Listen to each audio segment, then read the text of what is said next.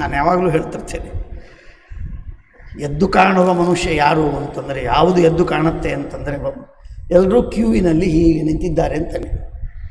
ವೆಂಕಟೇಶ ದೇವರಲ್ಲಿದ್ದಾರೆ, ದೇವರಿಗೆ ಅಭಿಮುಖವಾಗಿ ಎಲ್ಲರೂ ಕ್ಯೂವಿನಲ್ಲಿ ಹೀಗೆ ನಿಂತಿದ್ದಾರೆ, ಆ ಕಡೆ ಮುಖ ಮಾಡಿಕೊಂಡು ನಿಂತಿದ್ದಾರೆ, ದೇವರ ದರ್ಶನವನ್ನು ತೆಗೆದುಕೊಳ್ತಾ ಇದ್ದಾರೆ. ಆ ಸಾಲಾಗಿ ಹೀಗೆ ನಿಂತಾಗ ಯಾರೋ ಪ್ರತಿಯಾಗಿ ಬರ್ತಾನೆ, ಅವನು ನಮಗೆ ಎದ್ದು ಕಾಣ್ತಾನೆ. ಪ್ರತಿಯಾಗಿ ಯಾರು ಬರ್ತಾನೆ ಅವನು ನಮಗೆ ಎದ್ದು ಕಾಣ್ತಾನೆ. ಹಾಗೆ ಹೀಗೆ ಸಾಲಾಗಿ ನಿಂತವರೆಲ್ಲರೂ ಅಪಹಾತರು ಅಂತಲ್ಲ, ದುರ್ಬಲರು ಅಂತಲ್ಲ, ಹೇಡಿಗಳಲ್ಲ. ಅವರು ಒಬ್ಬೊಬ್ಬರು ಮಹಾನುಭಾವರು ಇರಬಹುದು, ಆದರೆ ಎದುರಾಗಿ ಬಂದವನು ಅವನು ಅಂತಂತ. ಹಾಗೆ ಯಾರು ಈಗ ಲೆಫ್ಟಿಸ್ಟು ಎದ್ದು ಕಾಣ್ತಾರೆ ಯಾಕೆ ಅಂತಂದ್ರೆ ಕಾರಣ ಇದೆ.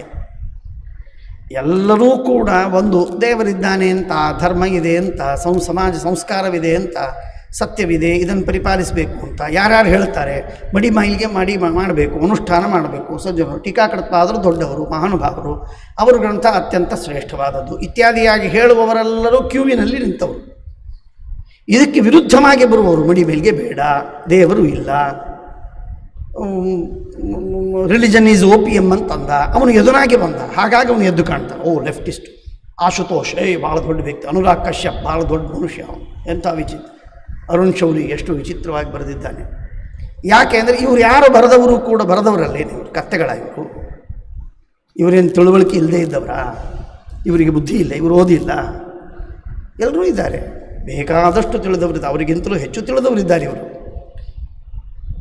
ತಿಳಕರು, ಲೋಕಮಾನ್ಯ ತಿಳಕರು, ಸುಮ್ಮನೆ ಉದಾಹರಣೆಗೆ ಹೇಳ್ತೇನೆ ನಾನು, ಆ ಸಿದ್ಧಾಂತ ಒಪ್ಪೋದಕ್ಕೆ ನಾನು ಹೇಳ್ತಾ ಇಲ್ಲ. ಹೀಗೆ ರಾಧಾಕೃಷ್ಣ, ಲೋಕಮಾನ್ಯ ತಿಳಕರು ಅಥವಾ ಸಾವರ್ಕರು ಅಥವಾ ಅರವಿಂದೋ ಅಥವಾ ರಾಧಾಕೃಷ್ಣನು, ಬೇಕಾದಷ್ಟು ಬುದ್ಧಿವಂತರಿದ್ದಾರೆ, ಬೇಕಾದಷ್ಟು ದೊಡ್ಡ ಗ್ರಂಥವನ್ನು ಬರೆದಿದ್ದಾರೆ, ಅವರೆಲ್ಲ ಒಂದು ಕಡೆಗೆ ಆಗ್ತಾರೆ. ಅವರೆಲ್ಲರೂ ಕ್ಯೂವಿನಲ್ಲಿ ನಿಂತವರು ಅಂತ ತಿಳಿದು ಉದಾಹರಣೆಗೆ ಹೇಳ್ತಾ ಇದ್ದಾರೆ. ಹೌದು ಅಲ್ಲ ಅಂತರೂ ಮಾತು ಬೇರೆ. ಎದುರಾಗಿ ಬರುವವನು ಯಾರಿದ್ದಾನಲ್ಲ, ಅವರೇನು ಇವರೇನು ಅಂತ ಹೇಳಿ ವ್ಯಕ್ತಿಗಳನ್ನು, ಹಿಂದಿನ ಗ್ರಂಥಕಾರರನ್ನು, ಹಿಂದಿನ ಟೀಕಾಕಾರರನ್ನು ಹಾಗೂ ಧರ್ಮವನ್ನು, ಅದೇನು ರಾಜಾರಾಮ್ ಮೋಹನ್ ರಾಯ್ ಯಾಕೆ ಬೆಳೆದರು, ಯಾಕೆ ಎದ್ದು ಕಾಣ್ತಾರೆ, ಬೇಕಾದಷ್ಟು ಜನ ಹೀಗೆ ಹೋಗೋರು ಇದ್ದರು, ಆದರೆ ಅವರು ವಿರುದ್ಧವಾಗಿ ಬಂದರು, ಹಾಗಾಗಿ ದೊಡ್ಡವರ ಎದ್ದು ಕಾಣ್ತಾರೆ ಅಷ್ಟೇ. ಹಾಗೆ ಈ ಎಲ್ಲ ವಿಶ್ವಾಮಿತ್ರರು 10,000 ವರ್ಷ, 20,000 ವರ್ಷ, 1,00,000 ವರ್ಷ ತಪಸ್ಸು ಮಾಡಿದರು ಅಂತ ಅನ್ನೋದು ಇಲ್ಲಿ ಗಮನಕ್ಕೆ ಬರುವುದಿಲ್ಲ ಯಾರಿಗೂ. ಬಂದಿದೆ ನಿಮಗೆ? ಹಾಗಾದರೆ ಏನು ಬರುತ್ತೆ? ವಿಶ್ವಾಮಿತ್ರರು ಅಂತಂದರೆ ಮೇನಕಾ ಸಂಗಮನ ಮಾಡಿದರು, ಭ್ರಷ್ಟರಾದರು ಅಂತ ಅನ್ನೋದೇ ಎತ್ತರ ಬರುತ್ತೆ, ಎದ್ದು ತೋರ್ತದೆ. ಥೂ ನಿನ್ನ, ಇದು ನಮ್ಮ ತಲೆಯಲ್ಲಿರುವ ಕಬ್ಬಿಣ, ನಮ್ಮ ತಲೆಯಲ್ಲಿರುವ ಕಬ್ಬಿಣ, ಈ ಚುಂಬಕ, ಈ ಕಬ್ಬಿಣವನ್ನು ಆಕರ್ಷಣೆ ಮಾಡ್ತದೆ, ಬಂಗಾರವನ್ನು ಹಿಡಿಯುವುದಿಲ್ಲ. ಚುಂಬಕ ಎಂದೆಂದಿಗೂ ಬಂಗಾರವನ್ನು ಹಿಡಿಯುವುದಿಲ್ಲ, ಕಬ್ಬಿಣವನ್ನು ಹಿಡಿತದೆ ದರಿದ್ರ. ಅದು ನಮ್ಮ ದೋಷ. ಮೇನಕಾಸಂಗ ಮಾಡಿಲ್ಲ ಅಂತ ನಾನು ಹೇಳಲಿಕ್ಕೆ ಹೊರಟಿಲ್ಲ, ಅದು ತಪ್ಪು ಸರಿಯಲ್ಲ ಅಂತ ಅನ್ನೋದನ್ನು ಹೇಳಲಿಕ್ಕೆ ಹೊರಟಿಲ್ಲ ನಾನು. ಆದರೆ ಅವರ ಸಾಧನೆಯ ಮುಂದೆ ಅವರು ಮಾಡಿದ ಪಾಪ ಎಷ್ಟು ಸಣ್ಣದು, ಇದನ್ನು ನೀವು ಗಮನದಲ್ಲಿ ಇಟ್ಕೊಳ್ಳಿ.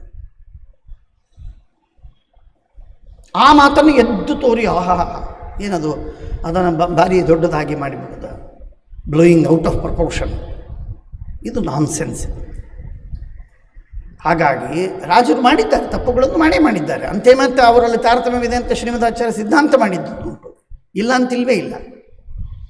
ತಪ್ಪುಗಳನ್ನು ಅವರದ್ದು ಸರಿ ಅಂತ ಹೇಳಿ BJPಗೆ ಬಂದವರ ಮೇಲೆ ಯಾರ ಮೇಲೂ ಕೇಸ್ ಹಾಕುವುದಿಲ್ಲ ಅಂತನ್ನೋ ಅರ್ಥದಲ್ಲಿ ನಾವು ಹೇಳ್ತಾ ಇಲ್ಲ. ಯಾರ್ಯಾರು ತಪ್ಪು ಮಾಡಿದ್ದಾರೆ, ತಪ್ಪು ಮಾಡಿಲ್ಲ. ಆದರೆ ತಪ್ಪು ಮಾಡಿದ್ದು ಎಷ್ಟು ತಪ್ಪು, ಅವರ ಸಾಧನೆ ಎಷ್ಟಿದೆ, ಅದರಿಂದ ಅದು ದಕ್ಕಿ ಹೋಗುವುದು ಸಾಧ್ಯವಿದೆಯಲ್ಲ. ಒಬ್ಬನು ಒಳ್ಳೆ ಗಟ್ಟಿ ಆಹಾರವನ್ನು ತಿಂದು ಒಳ್ಳೆ ವ್ಯಾಯಾಮವನ್ನು ಮಾಡಿ ಅತ್ಯಂತ ಪುಷ್ಟವಾದ ದೇಹವನ್ನು ಪಡೆದಿದ್ದಾನೆ. ಅವನಿಗೇನೋ ಒಂದು ಸ್ವಲ್ಪ ಕೆಟ್ಟ ಆಹಾರ ಹೋಯಿತು, ಅದರಿಂದ ಏನಾಗೋದಿಲ್ಲ, ಅದನ್ನು ಪಚನ ಮಾಡ್ಕೊಂಡ್ಬಿಡ್ತಾನೆ ಅವನು, ಅವನಿಗೇನೂ ತೊಂದರೆ ಆಗೋದಿಲ್ಲ. ದೊಡ್ಡ ಅಡುಗೆ ಆಯಿತು. ದೊಡ್ಡ ಅಡುಗೆ ಆದಲ್ಲ, ಒಂದು ಸಂದರ್ಭದಲ್ಲಿ ಒಂದು ಹಲ್ಲಿ ಬಿತ್ತು, ಒಂದು ಊರಲ್ಲಿ ಹಲ್ಲಿ ಬಿತ್ತು. ಆ ದೊಡ್ಡ ಪಾಯಸವೋ ಹುಳಿಯೋ ಸಾರವೋ ಹಲ್ಲಿ ಬಿದ್ದದ್ದಕ್ಕೆ ಅಂತ ಗಲಾಟೆ ಆದರೂ ಡಾಕ್ಟರ್ ಹತ್ರ ಹೋಗಿ ಕೇಳಿದರೆ, ಡಾಕ್ಟರು ತಿಳಿದವರು ಯಾರಿದ್ದವರು ಅಂಥವ್ರಿಗೆ ಕೇಳಿದರೆ, ಅವ್ರು ಹೇಳಿದರೆ, ಏನು ಎಷ್ಟು ಪಾಯಸ ಎಷ್ಟಿದೆ, ಅದು ಪಾತ್ರೆ, ಹುಳಿಯೋ ಸಾರೋ ಪಾಯಸವೋ ಎಷ್ಟಿದೆ, ಅದು ಎಂಥ ದೊಡ್ಡದಿತ್ತು, ಅದು 3,000 ಜನರಿಗೇನೋ ಅಡುಗೆ ಮಾಡಿದ್ರು, ಅದರಲ್ಲಿ ಅಷ್ಟು ಬಿದ್ದಿದೆ. ಏನಾಗೋದಿಲ್ಲ, ಬೆಳೆಸ್ರಿ ನೀವು. ಅಂದರೆ ಪುಣ್ಯ ಎಷ್ಟಿದೆ ಅದನ್ನು ನೋಡಿ ತಿಳಿದಿ ನಮ್ಮಲ್ಲಿ ನಾವು ಒಂದು ಡ್ರಮ್ಮು ಅತೀ ಸುಡುವ ಬಿಸಿ ನೀರನ್ನು ಮಾಡಿದ್ದೀವಿ. ಅದರಲ್ಲಿ ಒಂದು ಗಿಂಡಿ ತಣ್ಣೀರು ಹಾಕಿದರೆ ಏನಾಗುತ್ತದೆ? ಹಾಗಿದೆ. ಅವರು ದಕ್ಕಿಸ್ಕೊಳ್ತಾರೆ. ಅದನ್ನು ನೀವು ಮಾತಾಡ್ತೀರಲ್ಲ, ಆ ಪಾಪ ನಿಮಗೆ ಬರ್ತದೆ. ಯದಧರ್ಮಕೃತ ಸ್ಥಾನಂ ಸೂಚಕಸ್ಯಾಪಿ ತದ್ಭವೇ. ಹಾಗಾಗಿ ಅದನ್ನೇ ನೀವು ಮಾತಾಡಿ ಮಾತಾಡಿ ಮಾತಾಡಿ ಮೇನಕಾಸಂಗ ಮಾಡಿದರು, ಅಹಲ್ಯಾಸಂಗ ಮಾಡಿದ ಇಂದ್ರ, ಅಹಲ್ಯಾಸಂಗ ಮಾಡಿದ ಇಂದ್ರ, ಆ ಪಾಪ ನಿನಗೆ ಬರುತ್ತೆ ಹೊರತು ಸಂಘ ಮಾಡದೇ ಇದ್ದರೂ ನಿನಗೆ ಬಂದುಬಿಡ್ತದೆ. ಇಂದ್ರನಿಗೆ ಬರುವುದಿಲ್ಲ, ಅದೆಲ್ಲ ಖಾಲಿ ಆಯಿತು.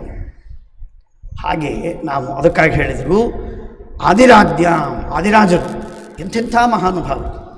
ಕಾರ್ತವೀರ್ಯಾರ್ಜುನನ ಕಥೆ ಕೇಳಿದ್ರಿ ಮಹಾಭಾರತದಲ್ಲಿ. ಕಾರ್ತವೀರ್ಯಾರ್ಜುನ ಇವತ್ತಿನ ಯಾವುದೇ ರಾಜರು ಕೂಡ ಮನುಷ್ಯರ ಮೇಲೆ ರಾಜ್ಯವನ್ನು ಮಾಡಿದ್ದುಂಟು. ಕಾರ್ತವೀರ್ಯಾರ್ಜುನ ಮನುಷ್ಯರ ಮೇಲೆ ಮಾತ್ರವಲ್ಲ, ಮನುಷ್ಯರ ಮೇಲೆ, ಪ್ರಾಣಿಗಳ ಮೇಲೆ, ಪಕ್ಷಿಗಳ ಮೇಲೆ, ಸರೀಸೃಪಗಳ ಮೇಲೆ, ಮೀನುಗಳ ಮೇಲೆ ಹಾಗೂ ಇರುವೆಗಳ ಮೇಲೆ ಅವನ ರಾಜ್ಯ ನಡೀತಾ ಇತ್ತು ಅಂತ ಹೇಳ್ತದೆ ಮಹಾಭಾರತ. ಹೈಹಯ ದೇಶದ ರಾಜ ಆ ಕಾರ್ತವೀರ್ಯಾರ್ಜುನ ಅಂಥ ಮಹಾಪರಾಕ್ರಮಿ, ಅಂಥ ಯೋಗಿ, ದತ್ತಾತ್ರೇಯನ ಶಿಷ್ಯ, ಸಾಕ್ಷಾತ್ ನಾರಾಯಣನ ಶಿಷ್ಯ. ಆದ್ದರಿಂದ ನಾವು ಚೆನ್ನಾಗಿ ಅರ್ಥ ಮಾಡಿಕೊಳ್ಳಬೇಕು. ನಮ್ಮ ಶ್ರೀಮದಾಚಾರ್ಯರು ನೋಡಿ, ಆ ಶ್ರೀಮದಾಚಾರ್ಯರನ್ನು ಹಿಡಿದು ಬಿಟ್ಟರೆ ಸಾಕು, ನಾವು ಯಾರನ್ನೂ ತಪ್ಪು ತಿಳಿಯುವ ಪ್ರಸಂಗ ಬರೋದೇ ಇಲ್ಲ. ನಮಗೆ ತಪ್ಪೇ ತಿಳಿಯುವ ಪ್ರಸಂಗ ಬರೋದಿಲ್ಲ. ತಾರತಮ್ಯವನ್ನು ತಿಳಿತೇವೆ, ಅವಶ್ಯವಾಗಿ ತಿಳಿಬೇಕಾದದ್ದು ತಿಳಿಯೋಣ.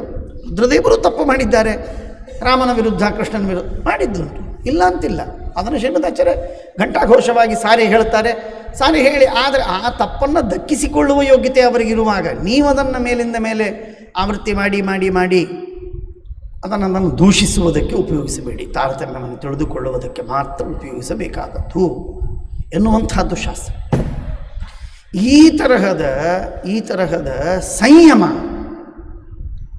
ಈ ತರಹದ ಕಂಟ್ರೋಲ್, ರಿಸ್ಟ್ರೈನ್, ಇದು ಶ್ರೀಮದಾಚಾರ್ಯರ ಮಾತಿನಲ್ಲಿ, ಗ್ರಂಥಗಳಲ್ಲಿ ಎಷ್ಟಿದೆ ಅಂತಂದರೆ ಲೆಕ್ಕ ಹಾಕಲಿಕ್ಕಾಗೋದಿಲ್ಲ.